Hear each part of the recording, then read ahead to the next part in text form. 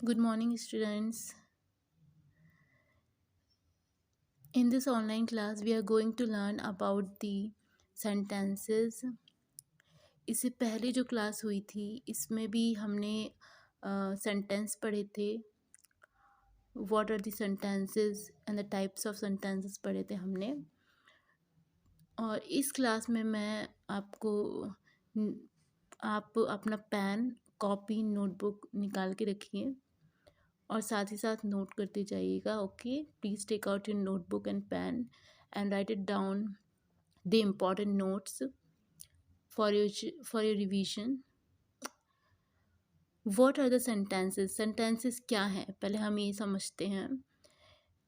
पहले आपको लिखने के लिए, मतलब अगर आपको हिंदी से इंग्लिश में कोई सेंटेंस बनाना है तो उसके लिए आपको कुछ बेसिक चीज़ें आपको पता होनी चाहिए. सेंटेंस होते क्या हैं? A group of words that has a meaning. A sentence requires at least one subject and verb. Sentence एक वाक्य उसे कहते हैं ग्रुप ऑफ वर्ड्स, मतलब बहुत सारे वर्ड्स को मिला के, बहुत सारे शब्दों को मिलाकर उस सेंटेंस का एक मीनिंग बनना चाहिए. मतलब केवल ग्रुप ऑफ वर्ड्स नहीं, उसके साथ जो भी उसका एक स्पेसिफिक एक पर्टिकुलर मीनिंग होना चाहिए.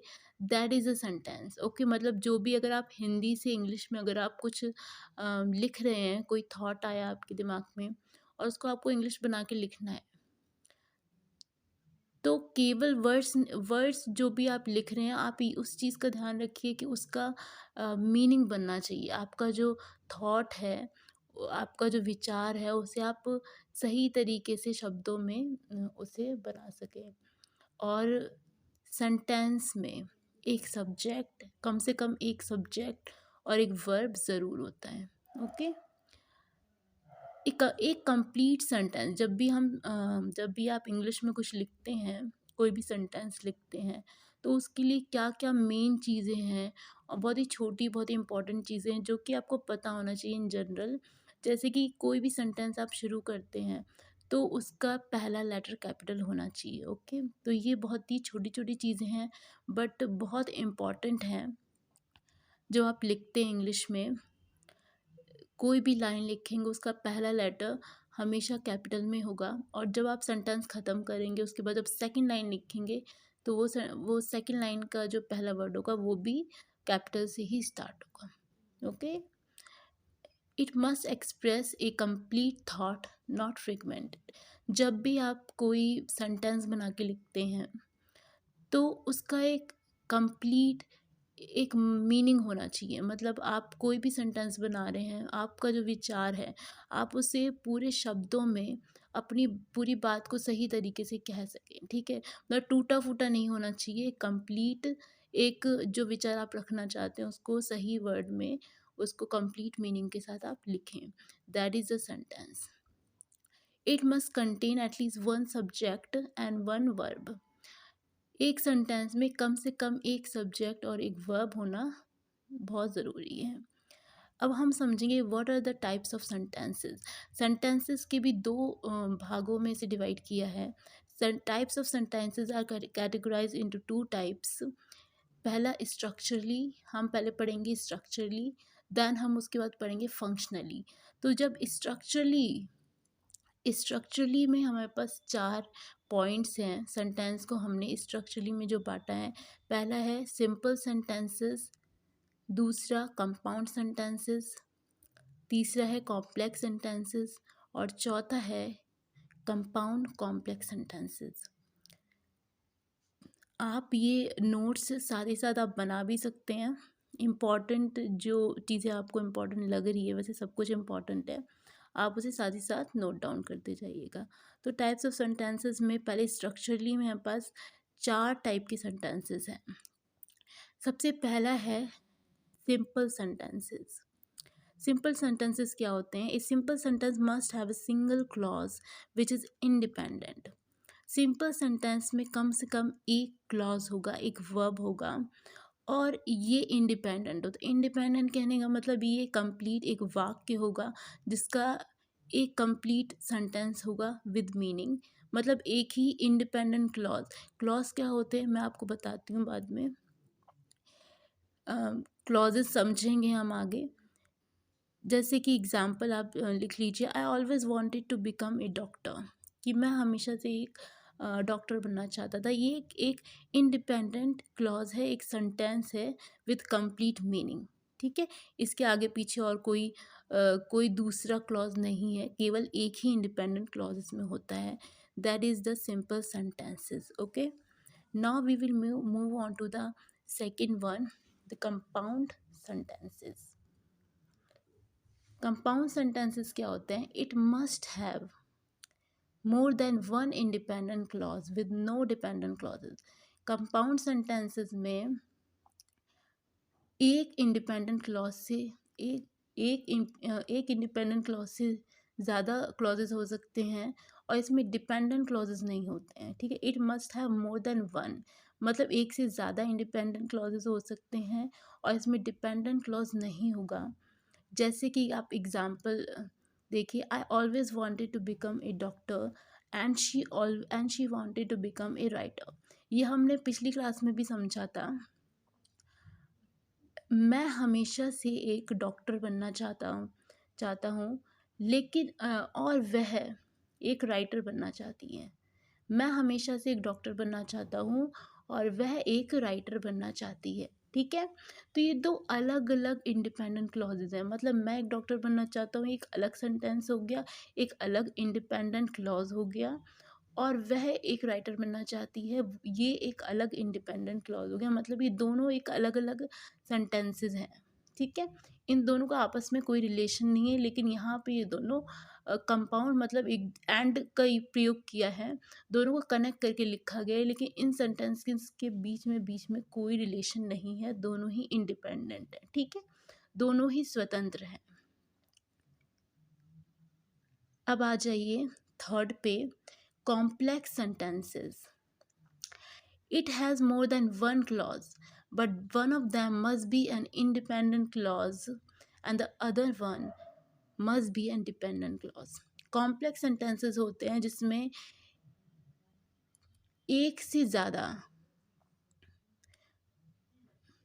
ज़्यादा इंडिपेंडेंट क्लॉजेस हो सकते हैं और इसमें डिपेंडेंट क्लॉज भी रहता है। मतलब इंडिपेंडेंट क्लॉजेस के साथ डिपेंडेंट क्लॉज भी रहेगा। जैसे कि हम एग्जाम्पल से समझते, even though it was raining they started their trip. इसके बावजूद कि बारिश हो रही थी, उन्होंने अपनी यात्रा शुरू कर दी। ठीक है, तो यहाँ पे पहला है even though it was raining, बारिश हो रही थी उसके बजाय भी उन्होंने ट्रिप अपनी यात्रा शुरू कर दी। तो ये दो अलग अलग क्लॉजेज हैं। पहला इंडिपेंडेंट क्लॉज है और जो दूसरा है दे स्टार्टेड देयर ट्रिप, उन्होंने अपनी यात्रा शुरू कर दी, ये पहले वाले क्लॉज पे डिपेंडेंट है। ठीक है, मतलब कि जो दूसरा वाला है उसका मतलब पहले वाले पे डिपेंडेंट है। ठीक है, तो ये दोनों मिलाकर दोनों का मिक्सचर है कॉम्प्लेक्स सेंटेंसेस। जैसे कि दे did not move until the rain had stop, जब तक कि बारिश रुक नहीं गई वह नहीं हिले जब तक कि बारिश नहीं रुक गई। तो ये दे डिड नॉट मूव, ठीक है, वो नहीं हिले जब तक कि बारिश रुक गई। ठीक है, तो ये अलग अलग independent clause. They did not move until the rain had stopped, until the rain had stopped ये जो डिपेंडेंट क्लॉज है। ठीक है, I will tick it mark.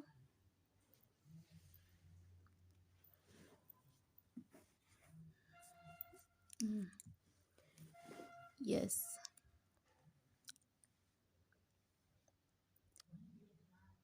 Even though it was raining they started their trip, ये आपका हो गया dependent clause. ठीक, और इसमें नीचे वाले में दे did not move until the rain had stopped, until the rain had stopped ये हो गया आपका डिपेंडेंट क्लॉज, कि ये जो दूसरा वाला है इसका मीनिंग पहले वाले क्लॉज पे डिपेंडेंट है। ठीक है, ये दोनों एक दूसरे के बिना इनका मतलब जो है वो कंप्लीट नहीं होगा। Okay, Now we will move on to the next one. Compound and complex sentences. Compound और कॉम्प्लेक्स सेंटेंसेस नाम सुन के ही आपको पता चल रहा है कि ये ऐसे सेंटेंसेस हैं जिसमें कंपाउंड और कॉम्प्लेक्स दोनों का ही मिक्सचर हमें देखने को मिलता है. It is a mixture of the features of compound and complex sentences in one sentences. It must contain at least two independent clauses and at least one dependent clauses. Compound complex sentence में कम से कम दो से ज़्यादा clauses होंगे और कम से कम एक dependent clause होगा. मतलब दो से ज़्यादा इंडिपेंडेंट क्लॉजेज होंगे और कम से कम एक डिपेंडेंट क्लॉज होगा. जैसे कि हम एग्जांपल से समझते हैं. और I know that you always wanted to become a writer but I always wanted to become a doctor.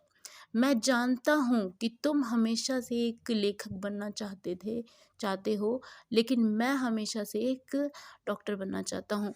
तो ये I know that you always wanted to become a writer, ये एक इंडिपेंडेंट क्लॉज हो गए. ये दो, I know that you always wanted to become a doctor, कि मैं जानता हूँ कि तुम हमेशा से एक लेखक बनना चाहते हो, लेकिन मैं हमेशा से एक डॉक्टर बनना चाहता हूँ. ये जो आपका बात का हो गया, ये क्या हो गया, डिपेंडेंट क्लॉज. क्योंकि इसका मतलब, ये बात क्यों कही गई है, क्योंकि पहली वाली बात से इसका मतलब जुड़ा हुआ है. ठीक है.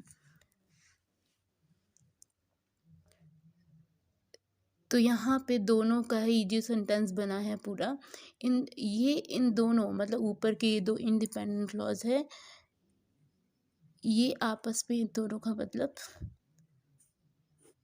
मतलब जॉइंट है, मिला हुआ मतलब है.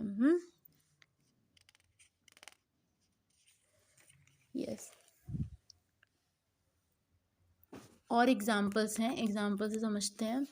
We won the game but my uniform was muddy because it rain the entire time. कि हम खेल जीत गए लेकिन मेरी यूनिफॉर्म मडी मतलब मैली हो गई, क्योंकि बारिश हो रही थी, पूरे वक्त बारिश हुई. हम गेम जीत गए लेकिन मेरी यूनिफॉर्म मैली हो गई थी, क्योंकि पूरे समय बारिश हुई थी. ठीक है. तो यहाँ पे वी वॉन द गेम, हम खेल जीत गए, ये अलग एक इंडिपेंडेंट क्लॉज हो गया. हम खेल जीत गए, ये अलग हो गया. लेकिन मेरी यूनिफॉर्म मैली हो गई थी, ये एक अलग है. ठीक है. Independent clause. Because it rained the entire time. अब इसमें डिपेंडेंट क्लॉज क्या हो सकता है, because it rained the entire time. ठीक है. ये आपका हो जाएगा डिपेंडेंट क्लॉज. क्योंकि ये बात क्यों कही गई है, ये बात क्यों कही गई है, क्योंकि ऊपर दो इंडिपेंडेंट क्लॉजेस दिए हैं कि पूरी बात तभी पूरी होगी जब ये डिपेंडेंट क्लॉज के साथ होगा. ठीक है. पूरे सेंटेंसेस का तभी मीनिंग बनेगा. The dog ran off when I chase him but I didn't care. The dog ran off when I chased him but I didn't care. मतलब जो डॉग था वो भाग गया, जब मैंने डॉग का पीछा किया तो वो भाग गया, लेकिन मुझे परवाह नहीं. ठीक है. The dog ran off when I chased him, ये दो इंडिपेंडेंट क्लॉज हो गए यहाँ पर. बट आई डिडंट केयर, ये हो गया इंडिपेंडेंट क्लॉज. ठीक है.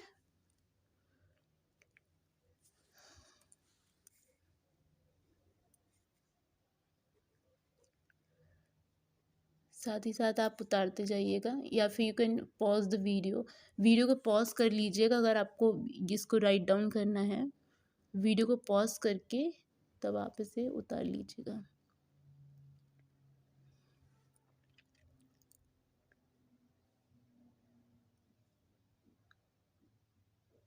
Yes.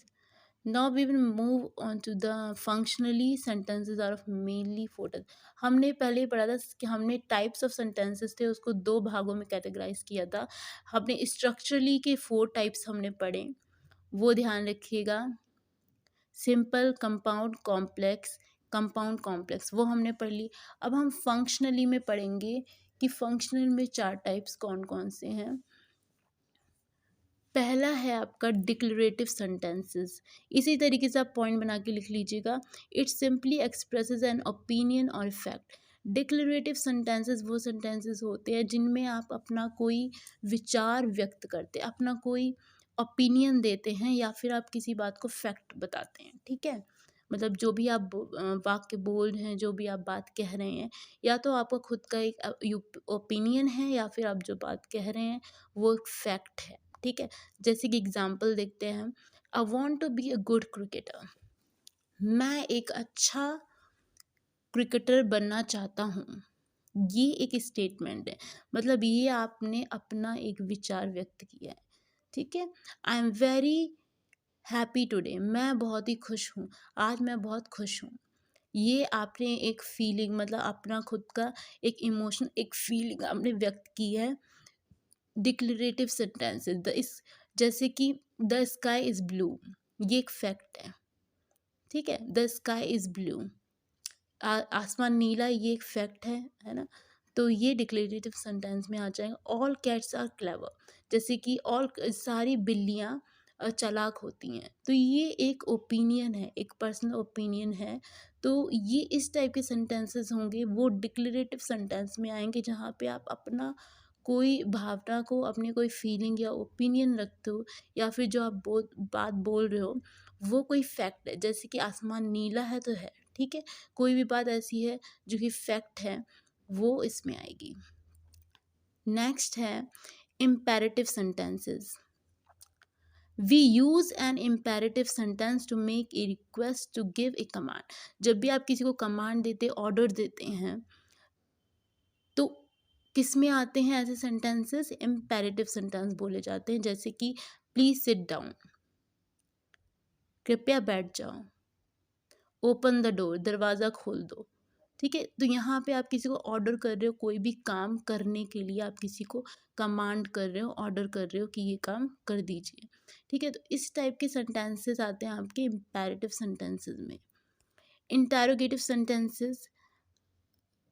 Interrogative sentences when you ask A question, जैसे कि आप कोई सवाल पूछते हैं, क्वेश्चन पूछते हैं, कोई भी सेंटेंस, कोई भी आप ऐसा वाक्य बना रहे हैं जिसके आगे आप क्वेश्चन मार्क का साइन लगाते हैं, those are the interrogative sentences.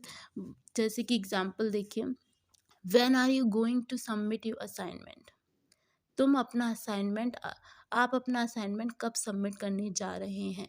ठीक है, तो ये एक सेंटेंस है। जैसे कि आप किसी से कोई क्वेश्चन पूछते हैं, हाउ आर यू टुडे, आज आप कैसे हैं। ठीक, what are you going to do today, how are you feeling today, how are you. ठीक है, इस तरीके के जितने भी व्हेन, व्हाट, हाउ, ठीक है, मतलब व्हेन, व्हाट, हाउ, इस तरीके के जिसमें सेंटेंसेस में आप आगे लगाते हैं, ये बनाएंगे इंटरोगेटिव सेंटेंसेस। ठीक है, और भी हैं बहुत सारे, विच हैं। ठीक है, तो इनसे आप, ये ऐसे वर्ड्स हैं, कुछ ऐसे वर्ड्स हैं जो कि हर किसी, जो कि सेंटेंस के आगे अगर लगेंगे तो आपको पता चल जाएगा कि ये इंटरोगेटिव सेंटेंसेस हैं। लेकिन कई बार कई इंटरोगेटिव सेंटेंस ऐसे भी होते हैं जिनमें ये नहीं लगा रहता। ठीक है, मतलब अगर आप कोई प्रश्नवाचक, कोई किसी से सवाल पूछ रहे हैं, तो इंटरोगेटिव सेंटेंस में वो आएगा। ठीक, exclamatory sentences. It expresses overflow of emotions. These emotions can be of happiness, wonder, sorrow or anger.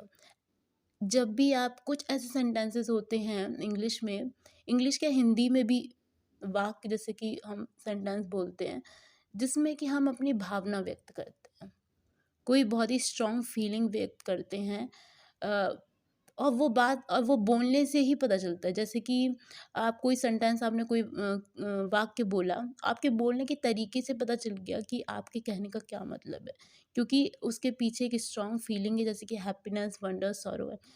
What a day it is, हम एग्जाम्पल से समझते हैं। What a day it was, क्या मतलब इसका, क्या दिन था ये। हुँ? तो इससे आपको क्या समझ में आ रहा है कि ये फीलिंग कैसी, हैप्पीनेस की फीलिंग है। What a day it was. और उसके आगे आप एक्सक्लेमेटरी का साइन, ये जो साइन है वो एक्सक्लेमेटरी का साइन है जो कि आप ज़रूर लगाएंगे, ठीक है। It can not believe, I can not believe he would do that, मुझे विश्वास नहीं होता कि वह ऐसा करेगा।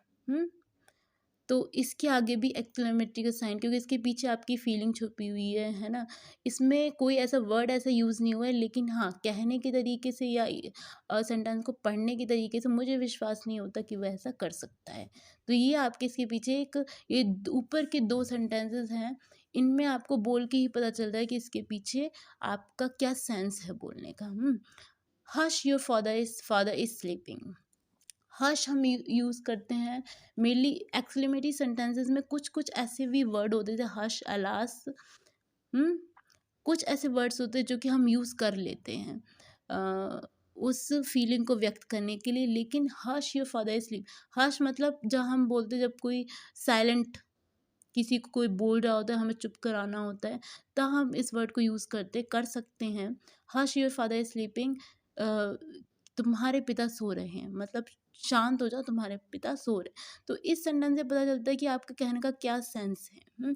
अगर आप इसको ना लगाएं, यहाँ पे हश को ना लगाएं, योर फादर इज स्लीपिंग, तो आपको समझ में ही नहीं आएगा सामने वाले को कि सेंटेंस का मतलब क्या है ना। अगर ये हट जाएगा, योर फादर इज स्लीपिंग आएगा, तो खाली ये तो आपको समझ में नहीं आएगा ना कि सेंटेंस का पूरा, योर फादर स्लीपिंग मतलब आपके पिता तो सो रहे हैं। तो इसको लगाने के से आपको पता चल गया कि क्या सेंस है सेंटेंस का, क्या मतलब है, ठीक है। What a pity you can join us, कि मतलब बहुत ही दुख की बात है कि तुम हमें ज्वाइन नहीं कर सकते। पिटी हम तब लगाते जब हम किसी के लिए कोई दया भावना या थोड़ी सी वैसी फीलिंग व्यक्त करते हैं कि थोड़ा सा दयालु टाइप का, कि है ना, कि what a pity you can not join us, मतलब मुझे अफसोस होता है। अफसोस तो नहीं कह सकती, लेकिन हाँ, किसी की तरफ कोई थोड़ा सा दया उसमें, है ना, दया थोड़ा सा दिखाते हैं। तो जैसे you can not join us, कि मुझे मतलब थोड़ा सा मुझे तुम्हारे लिए अफसोस हो रहा है या दया भावना मुझे महसूस हो रही है कि तुम हमें ज्वाइन नहीं कर सकते, है ना। या तो ज्वाइन कर सकते होते तुम, तो आई थिंक अच्छा होता।